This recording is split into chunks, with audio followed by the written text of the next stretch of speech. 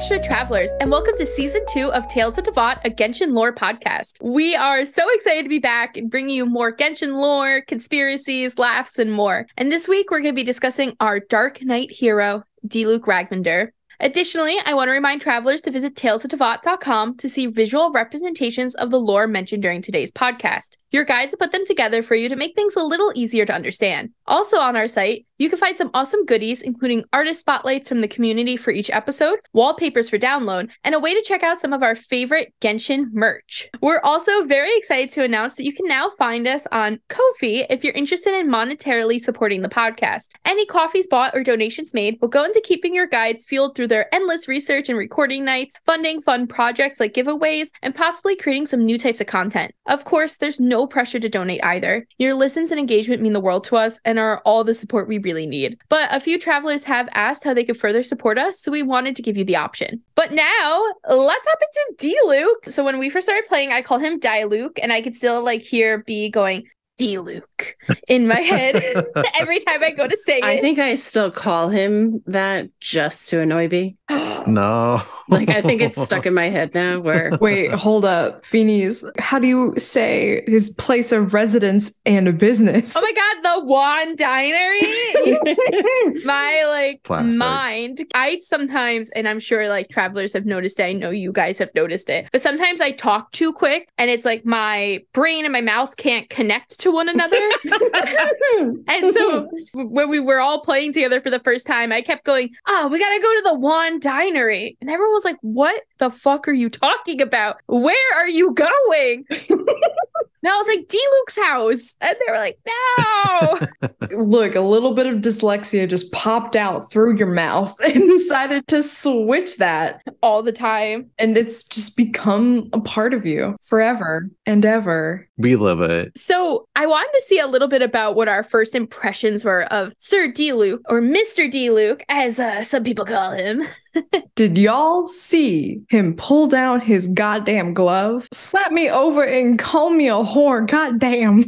Wow. When? Look, as Bees has I don't even know what you're said, talking about. In his idol. It's in his idol. it is in his idol, and it's also in the cutscene which we'll reference later, where he's the Dark Knight hero or whatever the fuck. Hit the Batman of Mondstadt. Yeah. I actually read that today too, that he does that because that's where his delusion was. Yeah, it used to hold everything down. Yeah, well, that's a little sore spot there, buddy. When I first started playing, my understanding was that Diluc was the hot commodity of 5 stars. I was if you have Diluc, you're DP. You have the best DPS. You're gonna kill everything. We used to co-op with people who had been playing longer than us, including B when Tiff and I first started, and Al when you started playing with us too. And we'd be like, bring the D. And it's why we call most of our Discord chat Dick Rock Tours. Diluc's Dick Rock Tours. Bring the big D. Yeah.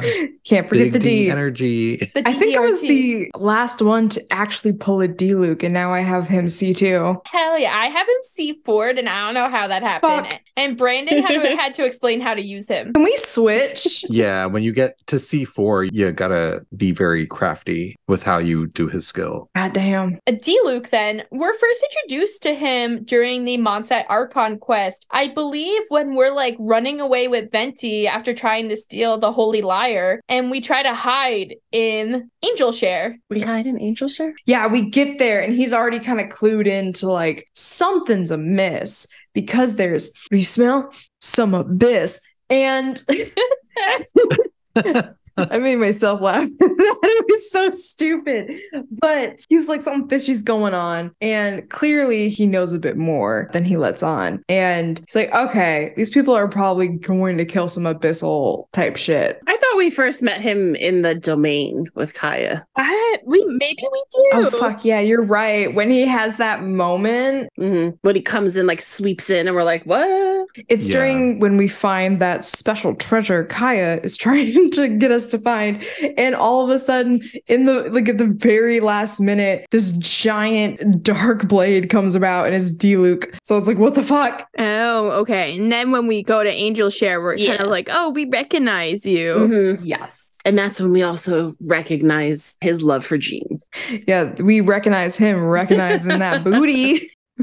There's a lot of tension there. Oh my God, so much. It's just chef's kiss. It's Lizzie and Mr. Darcy all over again. Aw. And when we run into that domain, he's kind of like, y'all knights can't handle anything. Meh, meh, meh. And Kaya just is like, eye roll, calm the fuck down. Yeah, Kaya was in there, so like obviously he's being an ass for reasons. Well, what are the reasons? Because they're brothers. They're brothers. Now, okay, so I have like a very distinct memory of like when I first started playing being like, these two are related. And I don't remember who it was when we were playing and they're like, no, Amanda, they're not related. Like, that doesn't make any sense. They're blue and red. And I was like, no. There's something about them. I was like, they gotta be related somehow. Hold up. They're like, nah, it can't be. They're blue and red. And then you look at Mario and Luigi, and they're red and green. But Genshin tends to keep the characters looking somewhat alike that are related. Even Albedo and Klee, they're not adopted. blood related. Yeah, but Albedo and Klee aren't either, and they look alike. No, they don't. I mean, they're both blonde. That's looking alike in Genshin. You have a point. Diluc and Kaya are like polar opposites in the Genshin terminology of siblinghood. Which also, completely unrelated, also means that Micah is going to be related to Jean and Barbara. No, Mika Micah is Huffman's brother. Which means that they're somehow going to be related. I mean, they're second cousins with Huffman. Oh, absolutely. I would Huffman love that. Is Peg. He's a Peg, maybe? I don't know. He's I'll show you a peg. Oh. Huffman and Swan are my Okay. favorite NPCs of the night. Oh my God, they're married. Absolutely. But so Diluc and Kaya, yeah, they're brothers. So we find out that when Kaya was younger, and we talked a little bit about this in our Kaya episode, but we find out that Kaya was kind of thrown away by his dad. You know, his dad decided to take the trash out one day and brought Kaya with it. Whoa. And left him You in mean like... Kari Bear. Spoiler alert.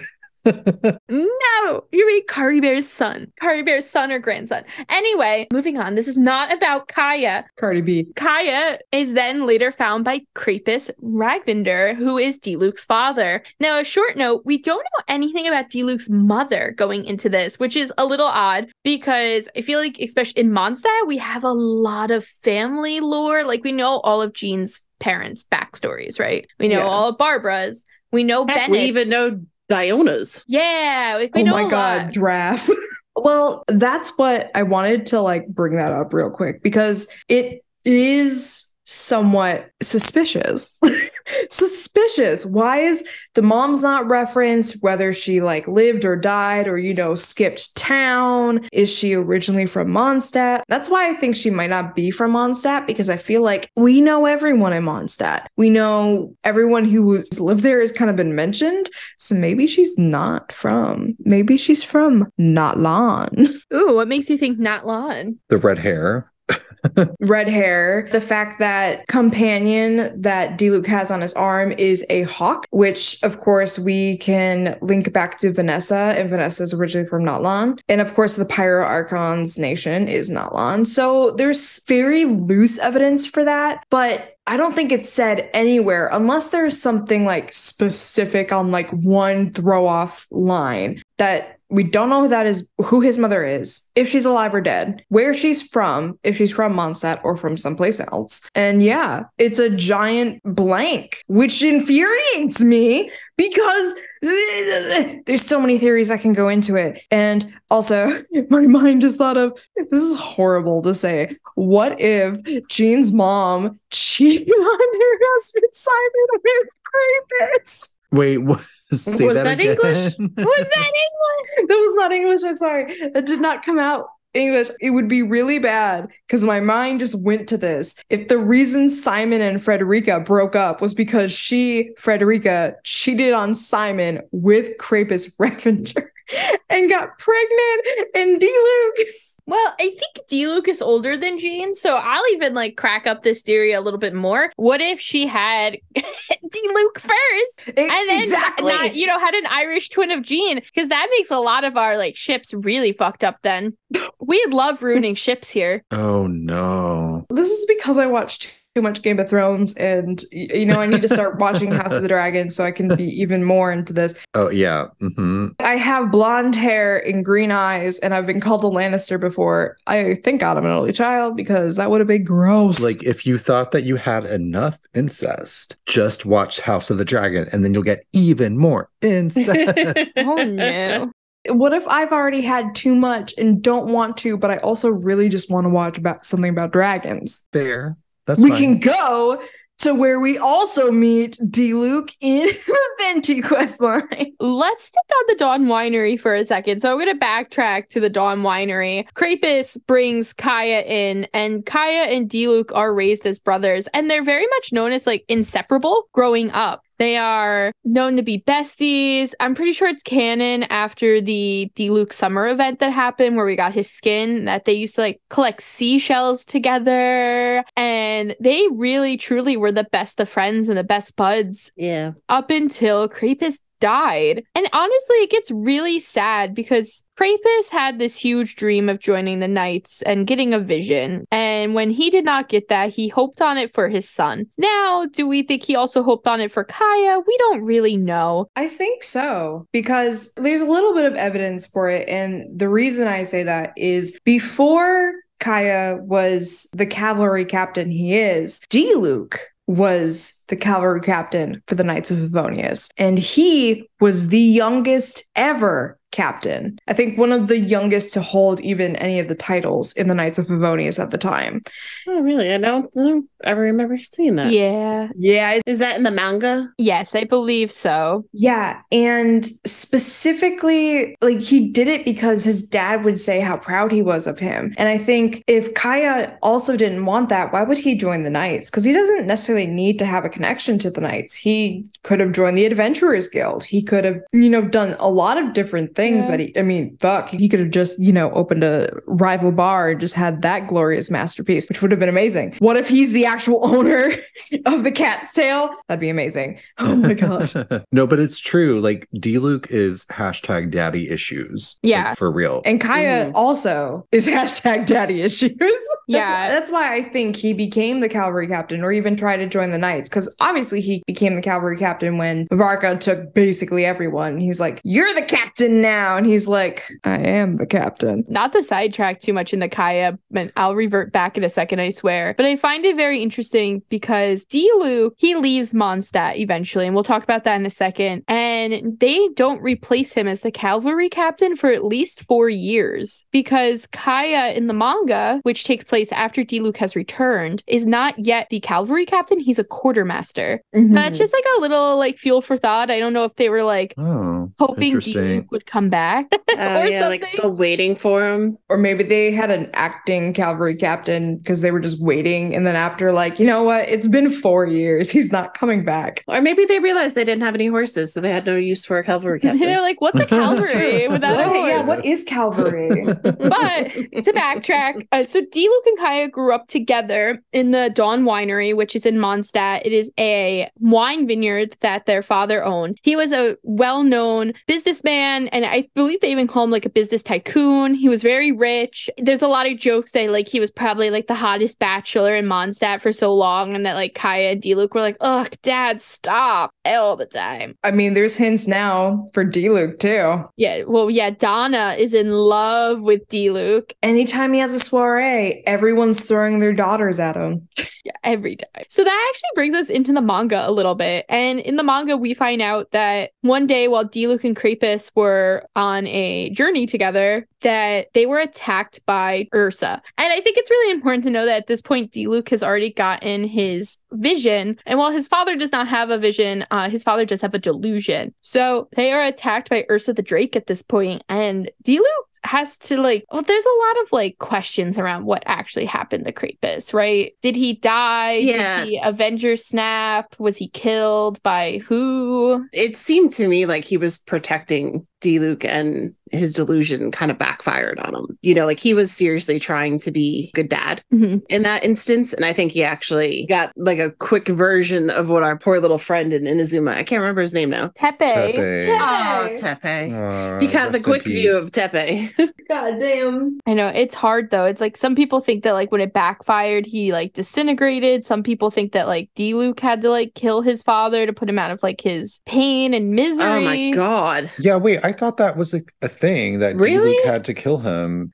Where am I getting that from? I think because in the manga, in some of the final moments of Krampus, he's like leaning against a wall. I think just a random shed. I think it's the carriage. Yeah, because he's like down for the count. He's like barely hanging on at this point, and Diluc is right there like crying. And then I think it cuts away. I can't remember. I also thought he had to put his dad out of his misery like a downed horse. Yeah. No Wow. more dead horses. But now Krampus did defeat the Drake, though. No. He didn't? He scared him away, but Dotare actually is the one who kills Ursa the Drake. Oh. And that's why when he comes into the manga, Dotare is like, the people of Mondstadt owe me. Blah, blah, blah, blah, blah.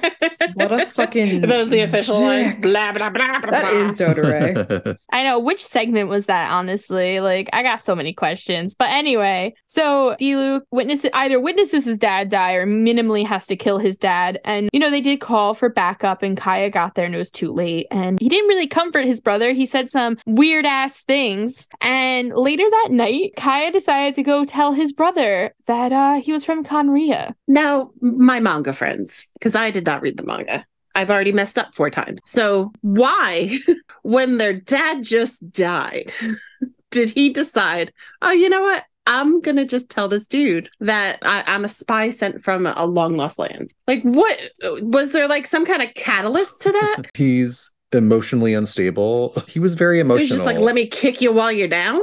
I agree with B. Yeah, he was probably super emotionally unstable because they both just lost their dad and so much emotion pent up. But I also kind of thought in that moment they both lost somebody and he was done lying to him, that he thought that if he told his brother, they would be like united completely. There'd be nothing holding them back in that relationship. And yeah, there's a lot of rumors that Krampus might have already known Kaya's secret. There's nothing to support that, of course, but a lot of people think that Krampus may have known, and that was like Kaya's way of being like, Dad knew this, you need to know now too, because he was so emotional. But I agree with Brandon and Al. I think that he was so overcome with emotion. I think that he wanted to tell Krampus and he never did. And I feel like he was so overwhelmed that he just went and finally told someone that mattered.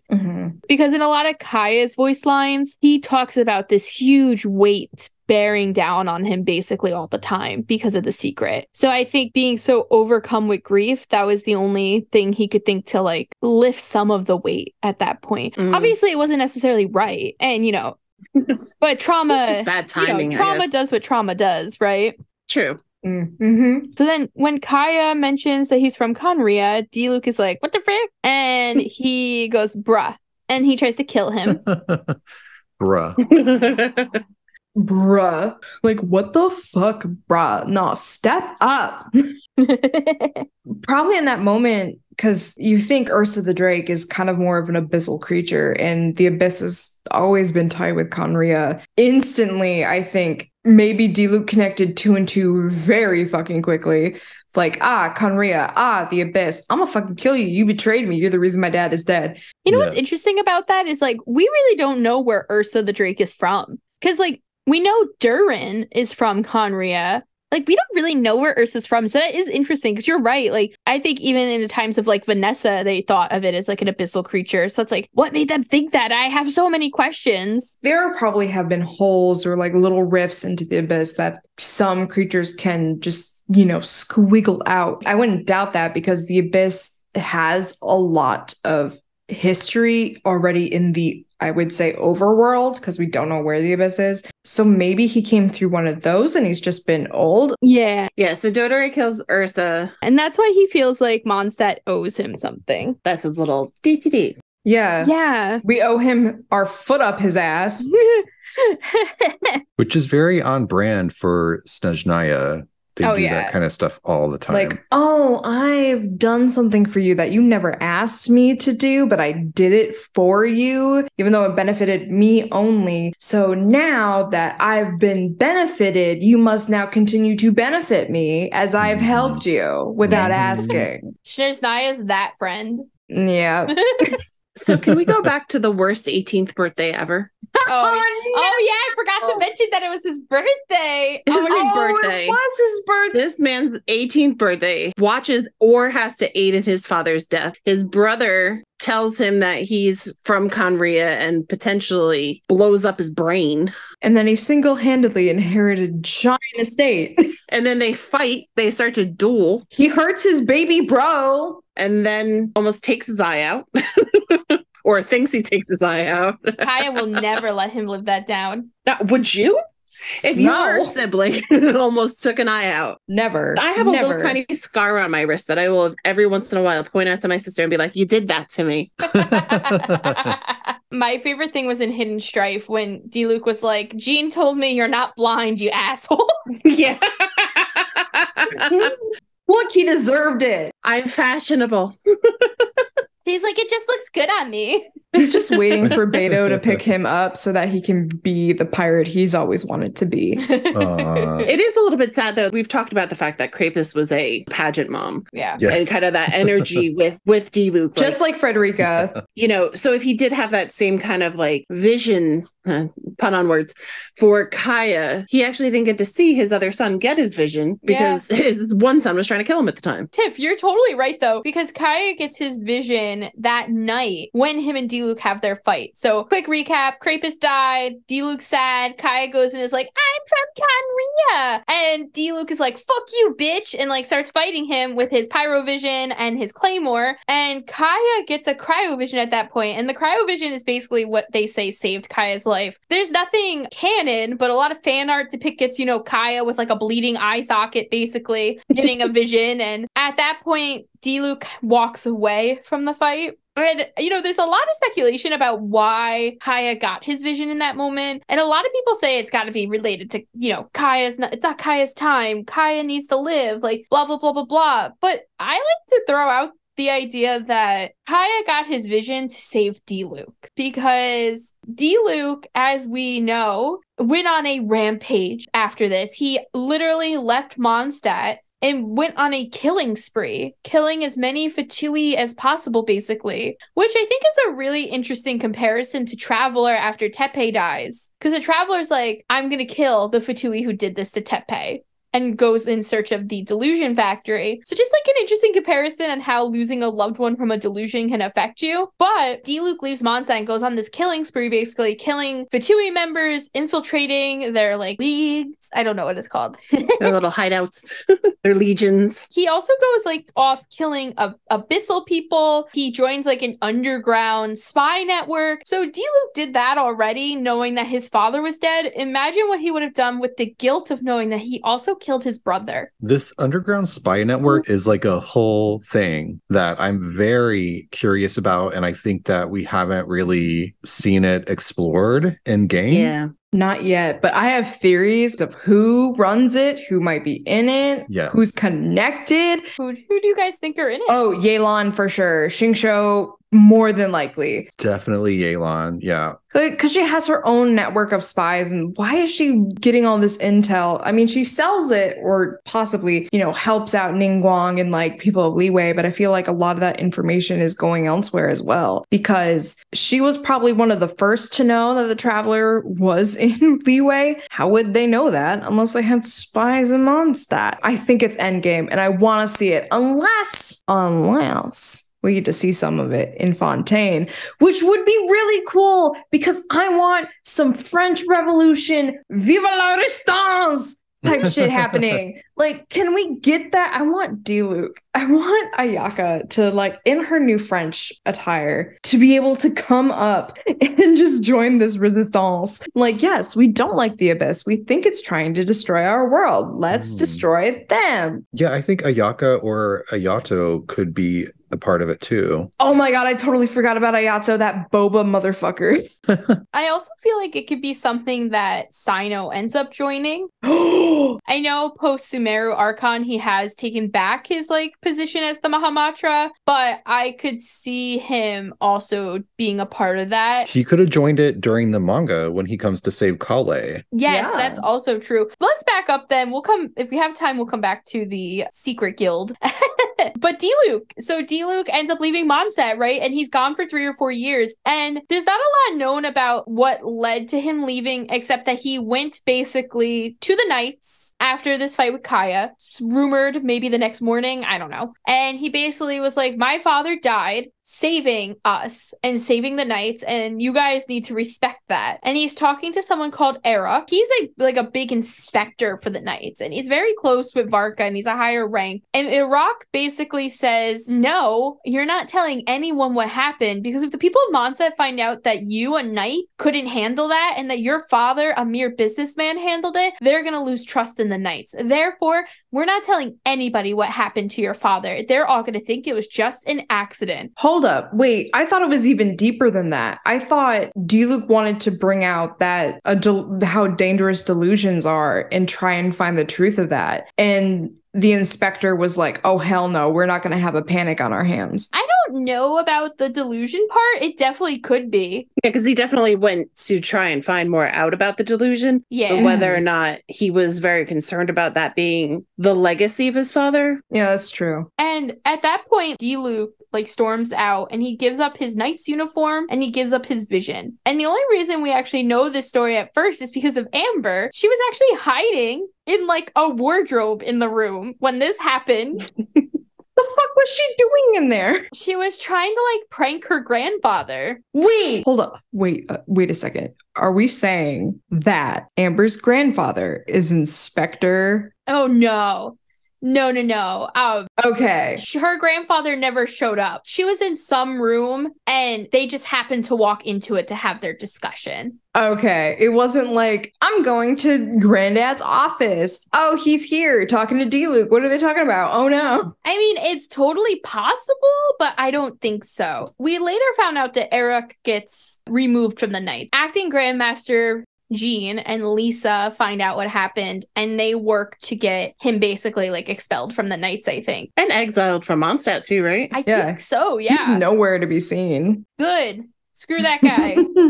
But so when Diluc leaves Mondstadt, he gives up his vision. And I have so many questions about that. Because in Inazuma, we find out that people who have their visions removed lose their ambition and sometimes lose their memories. And they become a shell of who they were. Do you think that Diluc's kind of an ass because he didn't have his vision for 4 years? Or... It could be. I mean, he was a grumpy motherfucker now, because he used to be so playful and fun and, like you said, brotherly with his brother. But he was a kind kid. He enjoyed life. And then obviously the trauma of losing a parent, especially in this case, we kind of only think he's the only parent in their life, is going to cause some of that. But I almost feel like I think that rage took over for him, and rage even though there's a reason behind it, it's not the same kind of drive and ambition. Getting retaliation isn't going to be the same kind of ambition as to do good. So I almost feel like that happened to him, but instead of him going soft and quiet, he went out in a roar. And I almost feel like the delusion that he then gets when he's trying to fight the Fatui and kind of masquerade his way into all these different places, I almost feel like that helped fuel that as well. I don't know if it's a delusion he gets along the way, or if he takes his father's delusion and wears it, but it feels like it just fueled his act of revenge even more. And that kind of held him on rather than losing himself because he doesn't have his vision anymore. Yeah, I mean, that makes sense to me. Do they say that in the manga? If he takes his father's delusion? I don't know, but I want that to be true. So when the manga takes place, Diluc doesn't have his vision back, but he is using the delusion as the Dark Knight hero. Okay. I know he uses it to throw everyone off from Kale at the end, but I would have to reread it to know if it was his dad's delusion that I thought it was one that he picked up along the way in Snezhnaya. Yeah, but I could be wrong. It might be his dad's. I don't know. I'd have to see if Kaya says anything, because Kaya is the one who would say something snarky about it. Mm-hmm. And Kaya is actually the one who later on gives Diluc his vision back. Yeah. 'Tis the point. I mean, as an only child, all y'all have siblings other than me. So would that not be what a sibling does? To like, I'll give it back to you in like this 1,000 wrapped duct tape present. Well, it's weird because they're siblings, but they're, it's also like they're not blood related. But I mean, they were raised so I think together. That adds to the chaos of it, Oh, yeah. Especially knowing that Kaya was instructed to basically spy on Mondstadt. Yeah. I have to say, the whole manga, like the past that we have of Kaya and Diluc, like from the manga and Hidden Strife, and even little bits and pieces we get, like in the newest Archon line, we find out that at one point, like Kaya ran away and that Krapus found out and like basically dragged Kaya back by his ears from Sumeru. Like, fuck? Let him just be his stupid self. No, he was a baby. No. Oh, wait, he was that young? I thought it was been like, 14. No, it was when he was still young, like soon after he joined the family. Basically. So like a Klee and not a Bennett. Yeah. But like the whole Diluc Kaya thing is so heartbreaking to me. And I know that like I've done way too much research into it because they're such a big part of my story, like my OC story. But like the whole thing is just so sad. Like I would almost petition to say that they have one of the saddest like family histories in the game. So Shenhe's parents trying to kill her? Oh, wow. Nah. Jesus. I'm just gonna, bring that in. Or Kale's parents giving her to the Fatui doctors. We've talked that Kale might have thought they were doing well, at least. Yeah. That's true, but isn't that heartbreaking? They wanted to do good by their daughter, and what they did was actually destroy her. Yeah, I don't know. It has like a special place in my heart. Whoever thought this game was a happy-go-lucky game, fuck them.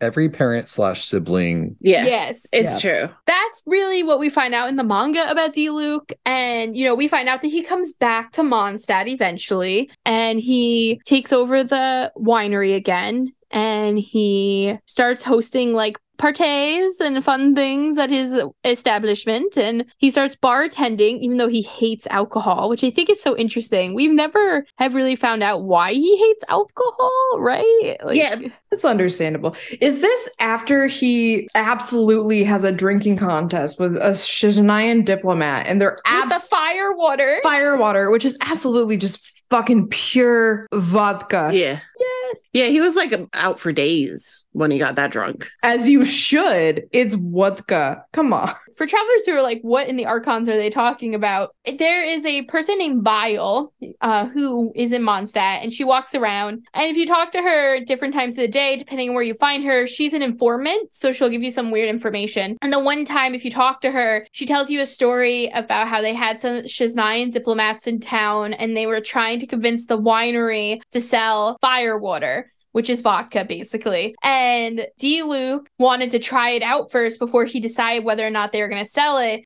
Like a good man. He, chugged it because he thought it was going to be like wine, and it wasn't. And they say, I've never seen Master Diluc like that before. I could just picture him being naked, running through the vineyard, and, full drunk on that potato liquid, hitting on Jean. And Kaya's like, what the hell? Why didn't I get any? Yeah. He's like, I'm not allowed to drink, but you can? It could have been his one bad experience, or he just doesn't have a like for it. I think it's interesting that he wants to almost get to know Diona a little bit more because she also is in the liquor business and hates alcohol. She doesn't know that because she thinks that he's a part of the reason why she has to deal with all these drunkards, so she kind of hates him. But he's like, oh, look, she's like me. Yeah, Diona's planning his assassination, and Diluc's like a new friend. Yeah.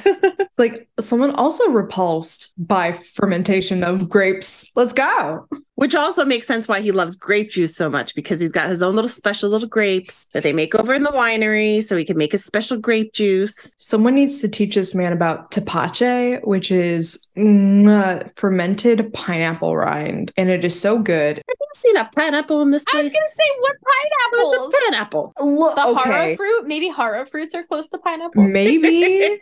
Or what's the synthetia? Oh, yeah, maybe a sunsetia. We're going to find one. If we don't have a somewhat pineapple-y fruit in Natlan, I'm going to be sad. I feel like we would have seen it in Sumeru, though, right? Wouldn't that have been the place for a pineapple? Not if we're expecting, there are some rumors and like hints that it could be more Polynesian and, you know, West African and South American like influences. So that's where most people think. Like when you think of pineapples, where do you think? Kauai, you think of, you know, Honolulu, you think of... They're not native there though, right? I think of SpongeBob. What? No, they're not native there. They're native to Central America, I think. I think it's a... These are some really fun party ideas. Exactly. Pineapples? Like just like the different like Teyvat cocktails. Oh my god. I will say Diluc has had his drunken moments for sure, and that maybe that's why he doesn't like alcohol. You guys are probably right. But then back a little bit to the manga, you know, Brandon, you were mentioning a little bit earlier about Diluc's part in sidetracking the Fatui during that. So for travelers who don't know, in the manga, Diluc is having some sort of soiree. Like, what is that? We've never heard of that before, right? Like this beautiful ball. I feel like it's just something like he has to do because he is a Ragnvindr. Like he owns the Dawn Winery. So of course, maybe it's like a specific like festival. Yeah, it gives like weird political fundraiser vibes. Oh. Maybe he's through it just to like, let's see how far the Fatui have gotten into Mondstadt to try and see if he can outroot that. There's like a lot of people outside of Mondstadt at that party, right? Like we know Dodore's there, but there's supposed to be like a lot of like outsiders, right? Or is it just Snezhnayans? Or are we not sure? I don't know. I mean, we're only aware of the Snezhnayans, I believe. But yeah, it could have been people from everywhere. So they have this big party, right? Whoever's there aside, they have this big party. And Diluc, Kaya, Seamus Peg, Dodore, and that guy I always forget the name of, who's also part of the Fatui, have a talk, and it leads to the Dark Knight hero like attacking Dodore and his partner. Isn't that when like Dodore is like, let us steal your kids for the Fatui? Yeah. Orphans. And they're like, maybe not. Yeah. Maybe not. Interesting too that like it's Kaya and Diluc in on that conversation and not like Jean. Yeah, and Kaya's like, hell no. I know what it's like to be an orphan, and no. I'm dead. That was amazing. And then later on, you know, the whole Kale thing happens, and Diluc is let in on this like idea of how like Sino and Lisa, he knows all the things that they're gonna do basically. And him and Kaya set up like a diversion to trick these Fatui diplomats who are there, because they've kind of figured out that maybe Kale is the reason this happened. And they set up this wild diversion. And Kaya and Diluc both do some like crazy moves that I would love to see in game. Just like Amber, like having like these magical like fire arrow powers that she doesn't have in game. Yeah, like what the fuck? Bring that back, Jesus. Yeah, it would be really awesome if we could see more of that or see more flashbacks. I know in the Sumeru Archon, they start introducing like flashbacks a little bit more. So I hope that they bring it up a little more often. But yeah, we see some crazy powers from Diluc, and that really brings us to, you know, the game at that point, which we kind of talked a little bit about when we started, and how, you know, Diluc's in the Archon line, and we find out that he most likely knows that Venti is Barbados too, right? Mm-hmm. Yeah, he's one of the two people that know Venti's real identity. While it seems like him and Jean, probably because, you know, they have some pillow talk, you know, they don't let Venti know. They're kind of like, yeah, Venti. But during the whole Dvalin fiasco, it comes out. They're like, yeah, we know. Can you just fix this? Get moving. So what are your thoughts on Jean Diluc? We all know my thoughts. OTP, one of the OTPs, Darcy and Elizabeth. Yes. I feel like there's a lot of like the little back and forth that we have in Angel Share, and the idea that they're kind of like the older siblings in these known families, and they have this kind of connection. I mean, they very well could be best friends too, but I want to say it's been like from the very beginning. Like I remember that scene and just being like, oh, so these two, that's what's going on. I've said it before and I'll say it again. The only straight couple I endorse. Agreed. Everybody else should be gay in this goddamn game, because we got Baegwang. You know, we've talked about Alheva. Like, what's Alhatham's thing? Kavetha. Kaveitham, yes. Itogoru, Gorito. Ulamber. I don't agree with all of these. Razor and Bennett. Put my little foot down. My little inconsequential. How dare you, Tiffany? My little inconsequential foot is going down. Which I ignore one are this you foot. angry about? I don't like Ito Goru, and I think it's because I don't like Goru. That's one of the best ones. No, it's not. They're I do so like cute Ito together. Goru. No. They're so cute. Mm-mm. Ito actually knows he's Miss Hina, but he's just saying Nope. that because he wants Goru to keep being Miss Hina. Mm-mm. I love it. Not with it. Not given. Eula, Amber, gotcha. All aboard. So who are you for Kuja Sara? Who am I for? I don't know if I've ever put Sarah with somebody, honestly. She's alone. Yeah, I don't think I haven't put her in a relationship. She No, would work well with Rosaria's Rosaria. with Shenhe. Yeah, that's just in my head though. But like I think obviously Ito Sarah would actually be a pretty good like friends to lovers or lovers to no, not friends to lovers, enemies to lovers, that whole kind of trope. That's a popular ship. Yeah. That is a very popular ship. I don't love it as much as I love Gorito for Ito. And I'm like, But Feeny, you're a Diluc Jean Oh yeah, shipper, yeah. right? Like that's a Yeah, absolutely. Yeah, I mean, in my Nat OC story, I have it where Jean and Diluc were dating prior to him leaving Mondstadt, and he never told Jean he was leaving. oh Yeah. Dick. They got a lot of my OC story, Travelers, I know you hear about it too much probably, but in my story, Nat, who is my Genshin OC, is like an adopted sibling to Diluc and Kaya. So I deal a lot with this little circle. And my story starts like 2 to 3 years before the manga backstory of like Krapus dying and everything. So like Nat was there when Krapus died, Nat was there when Diluc left, Nat was there when he returned, and there's like some weird tensions in my mind about Diluc and Jean and how they're recouping from that. But I'm definitely pro Jean Diluc. I think that there's like a weird power struggle with it now, because Diluc basically came back after Varka left. So he left and Jean was like a knight, and he came back and she was in charge. Speaking of which, one thing I saw, I don't necessarily know if I believe it because I tend to lean toward the Vanessa storyline of this, but one of the things I was reading was a lot of people believe that if Diluc did not leave, he would have been the acting grandmaster in Jean's place. I would have believed it. I believe Yeah, that. I would believe it too. I wanna not believe it just because I think Jean being so perfect for the Vanessa kind of not reincarnation, but that whole like spiritual thing. I like that kind of story so much, but Conspiracy that Frederica sicked Ursa the Drake on Krapus. No. So that Jean could be in. Get out. Stop. that's some pageant mom bullshit too. No. I like when my gasps are in sync with Brandon's. What she truly did was do all that just so Jean and Diluc could actually get together, because she knew that their child, they would name it Vanessa. It would have every animal power that Vanessa had and also look like Vanessa because red hair. Anyways. That's all she wanted. That's all she needed. Yeah, but I do like the ship. There aren't too many like Diluc ships out there. I know that another big Diluc ship is actually Diluc and Child, which I kind of like. I don't know. I think it's like an aggression thing in me though. Are we not going to talk about the second most popular ship? No, with I Diluc? don't want to talk Diluc about and it. Venti. The Kaya.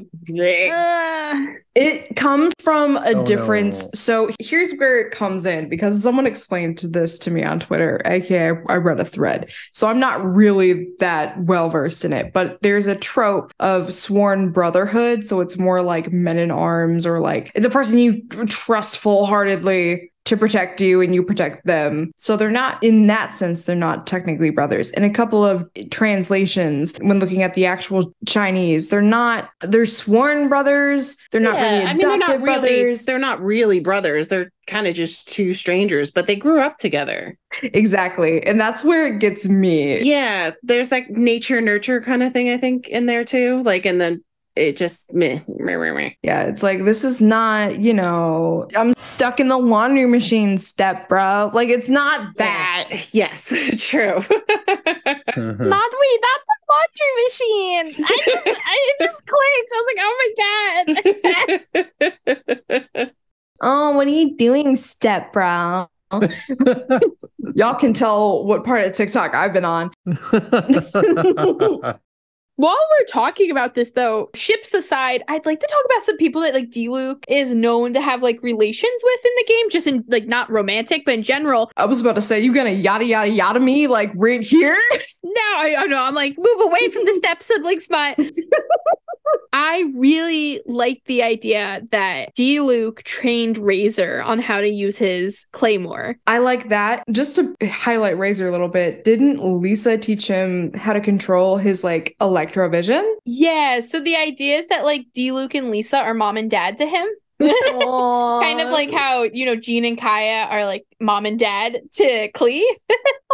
And the idea is that like Lisa trained him on how to use his electro powers, but she says something like, oh, I know the perfect person to help you with the claymore. And the only claymore really at that point in Mondstadt that we know of is Diluc. Yeah. Did that come up in the little Razor event when he was like trying to find his parents? I don't think so. No. I think it's in a voice line. Okay. I think it's in his character quest. His like, not his hangout. When you meet him for the first time, because he references Fire Lady, meaning Klee, and then he references Lisa, Big Booby Lady. He doesn't say that, but I just like to call her Big Booby Lady. And red-haired man, which I'm pretty sure we can discern as Diluc. Yeah. Also, but there's like an interesting Albedo Diluc connection too, because in Hidden Strife, we get access to a bunch of letters that Diluc has from over the years. And there's at least one or two that are from Albedo that discuss ley line research.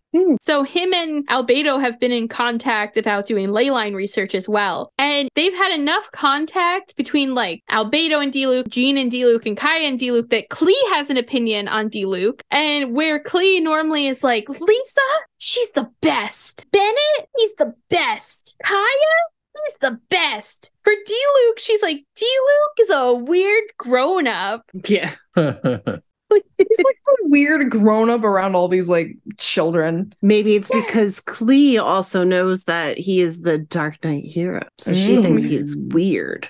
Like, why don't you always be Batman? Yeah, Klee's actually seen him transform into his uniform. And she's like, I'm onto you, you stupid person. You know the vibes that Diluc kind of gives whenever Klee and Razor and like Bennett and like all these younger vision holders are Steve Harrington vibes. He's absolutely his claymore is his bat, and he's got to protect these dumb kids because you know they're getting into trouble. Yeah. Oh my gosh. Is there anyone else that you guys think are like kind of important people? I mean, obviously we have Elzer and Adeline and Charles. They're all workers at like the Dawn Winery. And Angel all his Share. Informants, you know. Yeah. Six-fingered Jose is, you know, also an informant, but everyone hates him. So he has to be an Angel Share. Since you mentioned Elzer, I didn't think about it before when we were talking about Venti, Diluc, and Jean being the other ones who really know who Venti is Barbados. Venti actually told Elzer. Wait, really?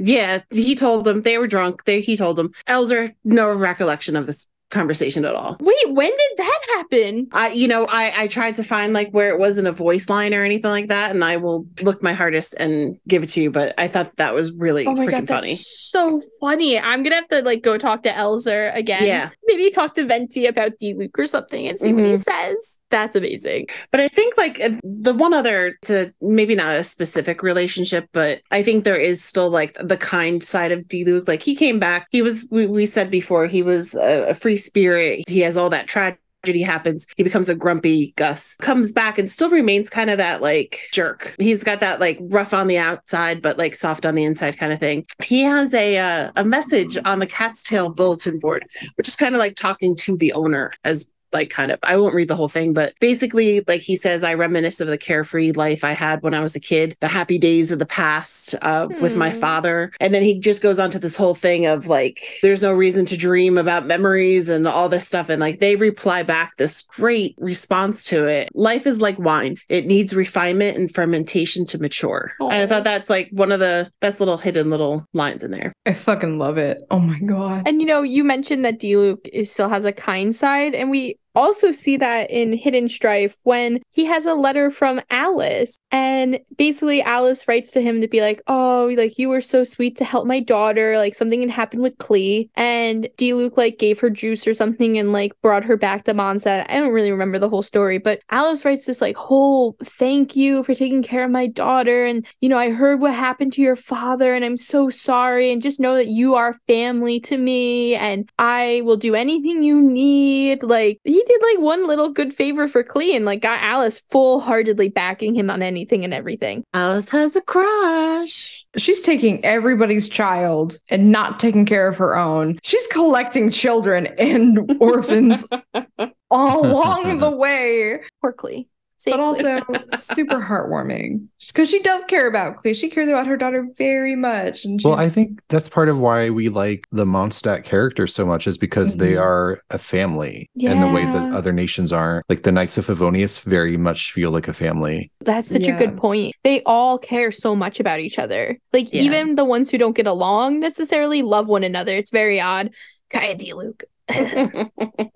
Kind of like how you see the specific regions of Mondstadt. There's only one other place that's kind of actually populated with people, and that's Springvale. And that's literally still a part of Mondstadt. It's just on the outskirts. But then we look at Liyue, and we have several different villages around Liyue. And then Liyue Harbor in Azuma is kind of the same thing, where it's broken up into multiple different islands and multiple different communities. And then Sumeru kind of desperately, unfortunately, divided by a desert. I was going to say, though, in my opinion, the second runner-up to like most family-oriented is Sumeru for me. It is. Ironically enough. It definitely has a lot more strife, though, I would say, because there's a lot of family-esque like groups, but I wouldn't say the entirety of all Sumeru treats everyone as in Sumeru as family. Unlike kind of like in Mondstadt. And like we see smaller portions like those who are in the forest and like Tignari's group, like that is a family. Those of the desert, that is a family. People in the city have like kind of culminated their own type of like knit family, but we really see it in Mondstadt. Yeah, I think even when you explain all of that, like kind of going through those different areas, it even solidifies more because in Mondstadt, it's not just Mondstadt, it's Mondstadt, Springvale, and the Dawn Winery. Like they reference each other, they care for one another. There's deep links between them. They're all interconnected between each other because one of those fails, the other two suffer. But so I have a theory that Diluc is sort of at odds with this because in my mind, Diluc came back not because he was like, oh, I'm ready to come back and like take my vision back. It's because of the spy network. And he was like, oh, I could, I'm rich. And I can throw these lavish parties and like have people come and like keep tabs on other nations. Oh my God, yeah. And so I really feel like he came back because of the spy network and that he's using his resources for that goal. That's honestly so smart. Like, that's crazy. That makes a lot of sense. Because why wouldn't he try and find his way into Snezhnaya and get deeper into Snezhnaya with this network? Why return to Mondstadt? Because there are resources. That makes a lot of fucking sense. Goddamn. So do you think, Brandon, then that when you say that Diluc is kind of like going against this whole family thing, that he originally came back to Mondstadt because of the spy network, and that's why he's actually being more brass with everyone because he's afraid of recreating those connections and having more to lose? I sort of took it as like a resentment of like, I have to come back here and like deal with all this. I feel like his relationships with everyone is genuine. And that he's probably at odds with like the spy network versus how he feels about everyone. That's honestly a really great theory, Brandon. Yeah, I like that a lot. Thank you. Thank you. Remember to quote at Bees anytime you use this theory because... Yes. No, it's fine. Run with it. Don't worry about it. If anyone wants to add anything else in. Yelan's a part of it. Xingqiu's a part of it. I don't know how, but they are. That's it. Oh, so you think Xingqiu is a part of the spy network? Yeah, because we have the theory of that his older brother is fucking one of the harbingers. Not alone. What if he's also a whole other brother added, like, whole thing? Yeah. I think because there's so much money and like you gotta think there's gotta be rich motherfuckers to make this network go, like do anything. Yeah. And because Yelan is so into espionage, it's hard to believe that she wouldn't know about it, let alone be a part of it. She gets so much intel so quickly. And yes, she can do it all by herself. She is quite the detective. But there are some things that she just wouldn't know if she wasn't or didn't have her own vast network of spies. What about Yae Miko? I could see her being a part of it. I could see too, but I could also see her not involving herself in that because she is so close to She could be more involved too. You know, Yae and Ayato, I feel like, have like a really weird connection together. Mm-hmm. And that could be one of those things where like she knows about it and she's not necessarily like name associated with it, but she helps out with Ayato. It's got to be like one of the two, right? Yeah. From Inazuma. Back to Shingsho with it. I think too with Shingsho, like he's obsessed with chivalry, right? So, and like doing the right thing. We kind of joked that he's the Dark Knight hero of Leeway. So it wouldn't surprise me too if like his own sense of what he has to do also brings him back into that spy network. Yeah. Mm-hmm. Or maybe his dad or his brother. Yeah, that's true too. Well, I do think that's all the time we have for today. Thanks, travelers, for hanging out with us and going down some interesting roads and remembering all this Mondstadt lore. If you liked this episode or have any comments, questions, concerns, or thoughts, please feel free to follow us on Instagram, Tales of Teyvat Pod, or follow us on Twitter, Tales of Teyvat, and let us know what your thoughts were. We'd love to know who your favorite Diluc ship is, who you think might be in this underground network of spies, or that you hate the Diluc-Kaya relationship altogether, and then I'll cry a little bit, but it's okay. Yeah, and how do you feel about Uncle Kari Bear? Before we end this week's episode, we do want to give a quick shout out to our artist spotlight this week, Twocabezas, who is amazingly talented and wonderful. They have an Etsy shop, and for our listeners, they are offering a promo called the Archon discount, where you can buy 4 prints and get 1 free. So basically, you can get all 4 Archon prints for the price of 3, or you can mix and match and get whoever you want. Their Etsy shop is listed in our webpage for this week and is also in the description of the podcast. And the promo code to use at checkout is Tales of Teyvat. Make sure you let them know we sent you. They are amazingly talented, and you are definitely going to want to check out and buy their work. Otherwise, travelers, safe journeys. We'll see you next time. Bye, Flamey Nerds.